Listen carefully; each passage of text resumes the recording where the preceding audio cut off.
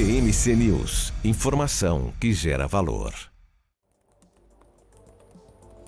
De volta aqui na nossa programação da BMC News, 10 horas e 39 minutos. A gente recebe agora aqui na nossa programação Andréa Ângelo, estrategista de inflação da Warren Hanna.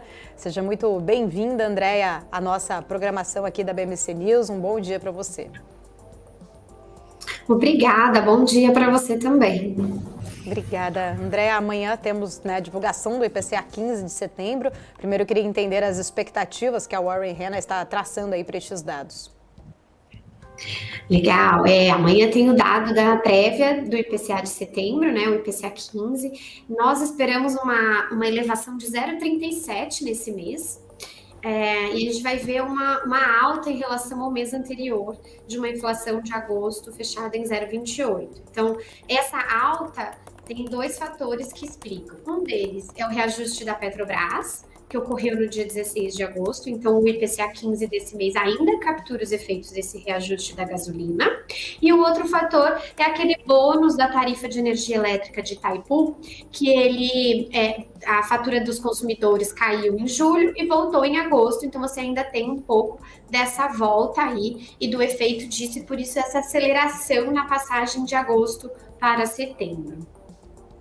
Inclusive, Andréa, vocês estão entre as casas, acho que mais até otimistas, olhando ali para as projeções do IPCA. Acho que li que vocês projetam em torno de 4,7, né, em 2023, e isso seria, inclusive, abaixo do teto ali da meta. Diferente, algumas projeções, algumas casas nem tão otimistas assim, mas eu queria entender o que tem sustentado, de fato, essas estimativas de vocês. Isso mesmo, a gente tem uma alta de 4,70, então o IPCA desse ano, se estivermos corretos, encerra dentro da banda, né, da meta deste ano, e a principal diferença que a gente vê das nossas projeções ao longo desse ano em relação ao mercado é o grupo de serviços, a inflação de serviços. Então nós esperamos que a inflação de serviços desacelere mais rápido do que a média do mercado, né? E quando eu falo média, eu estou comparando também com o Focus. Então, o Focus tem uma inflação de serviços em torno de 5,70 e a gente prevê essa inflação de serviços em 5,20 e 5,30. Desde o início do ano, a gente já previa essa desaceleração rápida que veio lá em 2022, em torno de 8%. A grande diferença que a gente tem desses números é realmente o que é pautado em cima dos reajustes salariais nominais, que o ano passado tínhamos reajustes na casa de 2 dígitos e esse ano próximo de 5%. Então, esses reajustes nominais, eles levam essa modelagem da inflação de serviço para ir para a próxima de 5%. Então, esse acho que é a grande diferença que explica, e esse é um vetor muito importante que o Banco Central do Brasil está olhando quando ele disse na ata de agosto, que é um dos ingredientes que ele olha, né, a inflação corrente de serviços e o desempenho dela, para ver se a desaceleração está sendo consistente ou não.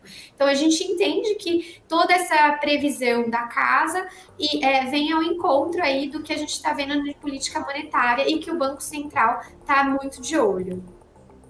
O André, até onde, né, a gente deve se preocupar, de repente, justamente com o macro ali, quando a gente olha pressão ali por parte do petróleo, né, do barril do petróleo, até onde realmente, de fato, isso ele pode ser algo importante a ser monitorado realmente para não trazer este peso para essa pressão inflacionária, e também todo o cenário macro, quando eu falo, por exemplo, juros mais altos, por mais tempo altos nos Estados Unidos, a gente sabe que isso faz com que, né, pode aí acabar desvalorizando o real, inclusive com um movimento de saída de recursos nosso, acabando desvalorizando o real, e isso, né, quando a gente vê essa diferença aí no câmbio, a gente sabe que de fato pode trazer esse efeito também por mais pressão inflacionária. Até onde esses dois fatores, eles de fato podem sim ser algo ali a trazer de repente alguma mudança nessas expectativas mais otimistas de vocês? O petróleo realmente é sempre um fator aí de surpresa para todos os analistas. E é muito difícil, mesmo os especialistas em petróleo, muito difícil para essa previsão aí com certa antecedência, né? Porque são fatores exógenos, como a Rússia decidindo que não vai mais exportar, né, o óleo, a gasolina e o diesel para os países, ou até a OPEP, quando a Arábia Saudita decide diminuir a oferta do petróleo. Então, todos esses fatores são exógenos exógenos e é difícil essa previsão. Mas sim, assim, há uma preocupação em relação ao desempenho do petróleo, que ele saiu aí em 40 dias em torno de 75 para 90, né? Agora, mais especificamente, aí em 93 dólares o barril. E isso a gente sabe que é pressão aqui dentro para a gasolina, né? Para a Petrobras. O que a gente está vendo é que essa pressão, até em contrário com o que parece um pouco intuitivo, com essa pressão da Rússia e da Arábia Saudita, mas o petróleo ele não teve uma alta expressiva depois dessa notícia. Pelo contrário, né? Até tivemos variações ligeiramente negativas depois dessa notícia. E sendo assim, o espaço que tinha de reajuste, que a gente chama de defasagem da gasolina, né? Ou seja, o quanto que a Petrobras está vendendo gasolina mais barato do que os preços lá fora, então esse espaço diminuiu. Dá um exemplo. Há uns 10 dias atrás, mais ou menos, uma semana, a gente viu um espaço de um ajuste de alta de até 15%, né, que a Petrobras estaria vendendo 15% mais barata a gasolina aqui dentro. E esse espaço deu uma amenizada. Hoje encontra-se ali em torno de 7, 5, que aí esse percentual é meio volatilidade, e é o que a Petrobras, quando informou lá em maio qual a nova fórmula de reajuste, ela falou que ela queria excluir essa volatilidade e fatores conjunturais, né? Que ela queria realmente dar reajuste quando tivesse alguma mudança estrutural. Então, isso foi diminuindo e hoje a gente não vê como um risco muito forte de reajustes no curto prazo por parte da Petrobras. Mas sim, é sempre um fator que a gente está ali atento, porque isso, até na quarta-feira, com a decisão do cupom, as projeções do comitê, elas se elevaram, e um dos fatores é justamente essa elevação do preço do petróleo. Então, o modelo do Banco Central, ele rodou, atualizou em relação ao movimento anterior de agosto, da reunião de agosto, e viu que as projeções se elevaram, e um dos fatores é justamente essa alta do petróleo. E aí vai ficando cada vez mais difícil para o Banco Central, ou cada vez menos provável, dessa aceleração de ritmo para os 75 bases e não os passos de 50, né? E o outro fator que você citou também foi a alta das treasuries, né? Os títulos de juros americanos, que eles têm realmente respingado bastante o efeito dele aqui dentro na nossa curva de juros. E o que isso tem a ver, né? Tem a ver que a economia lá está mais resiliente, ou seja, não tem uma desaceleração. É o que a gente chamava aqui de soft landing, é como se a gente não tivesse landing nos Estados Unidos. E isso realmente é juros mais alto por mais tempo. Então, na reunião do FONC, na semana passada, o Comitê de Política Monetária do FED, eles trouxeram projeções mais elevadas de juros e projeções mais altas de inflação e de PIB, né? E de atividade econômica. Então, tudo isso fez a elevação das treasuries a maior alta aí de patamar em 15 anos, e realmente acaba respingando na nossa curva de juros, que ela também tem uma elevação nos vencimentos intermediários da nossa curva, o que acaba prejudicando, sim, o plano de voo, talvez, do Copom. E ele elencou esse como um dos fatores que ele está atento nessa última reunião da semana passada. Oi, André, muito bom dia para você, Felipe Nascimento, que está falando agora. Eu queria explorar um pouquinho o seu comentário a respeito das projeções de inflação que acabaram sendo elevadas na semana passada pelo Banco Central, e isso chamou atenção, né? Claro que tem toda essa discussão a respeito do petróleo, que você muito bem trouxe, né?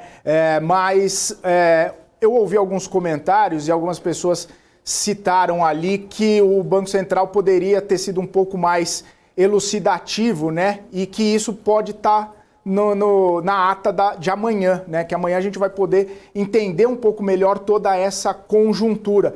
Porque eu não sei, e aí eu queria saber a sua opinião, se isso tira um pouco do ímpeto, até mesmo dos dois cortes de meio ponto percentual. Se a projeção do Banco Central está subindo em relação à inflação, teoricamente deveria segurar um pouco o freio, né, para corte de juros. E além de toda a situação envolvendo Estados Unidos também, seria mais um componente para segurar o corte de juros. A gente já vê essa falta de ímpeto, né, de não ter mais aceleração para 0,75, mas que isso, dependendo de como vier o comunicado de amanhã, perdão, a ata de amanhã, pode até esvaziar um pouco até essa já contratada queda de 0,5 ponto percentual em novembro e em dezembro. Você vê esse cenário de uma deterioração nas expectativas de inflação suficiente para tirar até mesmo esse otimismo de 2,5%? Não, ainda não, Felipe. O que a gente vê aqui em relação vamos separar algumas coisas. Na parte de comunicação, o Banco Central até colocou que o comitê antevê o mesmo passo, né, para as próximas reuniões. E essas eram as palavrinhas que o mercado estava muito atento, esse plural do S para as próximas reuniões, né? Ou seja, eles anteveem o mesmo movimento. Então, para as próximas reuniões, entende-se no plural 2. Então, 2 de 50. O que realmente foi algo um pouco que levou a surpresa dos analistas foram as projeções do Banco Central. Porque dada essa curva de petróleo, que está trabalhando com o petróleo mais elevado, que eu expliquei antes para vocês, e até o próprio juros, né, que você teve já a queda dos juros. Então, tudo isso entra dentro do modelo do Banco Central, junto com uma atividade econômica mais forte. E ele teria que atualizar o modelo dele, do que a gente chama de hiato, e aí poderia levar a projeção até mais alta do que os números que ele trouxe nesse comunicado. Então, amanhã, os analistas vão estar muito atentos à explicação que o comitê vai dar pelo número que até veio mais baixo do que a média dos analistas esperava para a projeção de 2024 e 2025. Então, o 2024, no modelo do Banco Central, veio de 3,40 para 3,5. A média dos analistas esperava algo em torno de 3,60 e 3,20 e não 3,10 para 2025, como ele trouxe. Então, a gente quer entender o que o Banco Central viu, que ele realmente, as projeções não ficaram tão elevadas, ou seja, não foram tão hawkish assim, não foram tão duras. E esse era um elemento muito forte para tirar ainda mais a precificação do 75. Então, assim, o de meio está pacificado. Acho que esse não é algo que é esperado que o Banco Central não faça, tá? Mesmo com o cenário externo um pouco pior. Mas o 75, só para você ter ideia, na probabilidade da curva de juros mesmo do mercado, ainda tem em torno de 30% de chance do Banco Central acelerar o passo na reunião de dezembro para 75. Mas o que a gente está de olho mesmo é porque a projeção do Banco Central não ficou tão mais alta quanto era esperado. Então, esse vai ser o grande show amanhã da ata, ver se a ata dá alguma dica aí do que o Banco Central estava vendo, que não deixou as projeções ficarem tão elevadas. Mas o meio está contratado para as outras reuniões, mesmo com esse cenário externo que a gente está vendo agora, de elevação das treasuries nos Estados Unidos.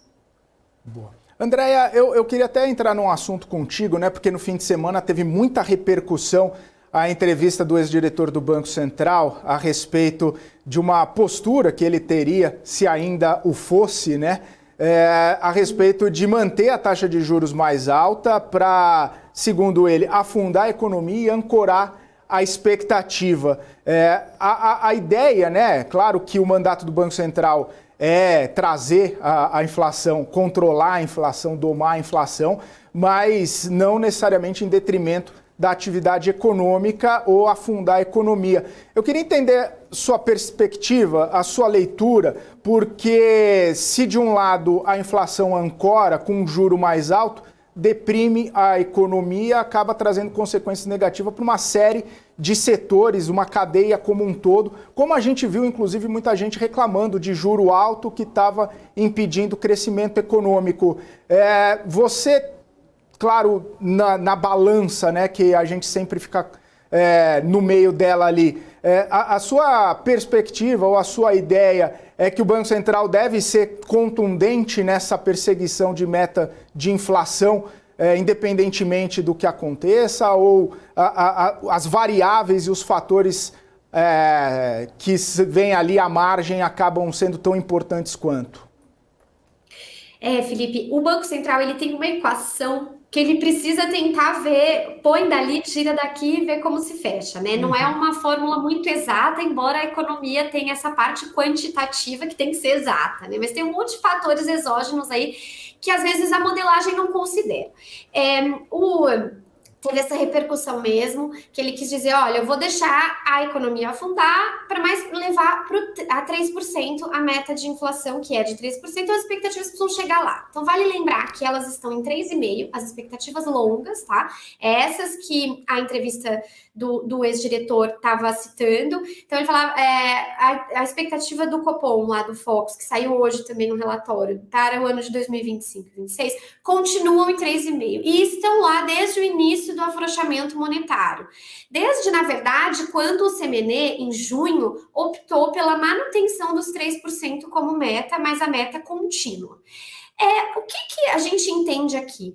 Que o Banco Central, quando ele começou o início do afrouxamento monetário, ele aceitou o 3,5% como expectativa de inflação, mas ele aceitou para iniciar o ciclo. E ele colocou na ata do Copom do mês passado que essas expectativas ancoradas, né, elas precisam ser reancoradas em 3%, para que o ajuste monetário seja mais intenso, ou seja, o afrouxamento pode ir além do passo de 50 bases.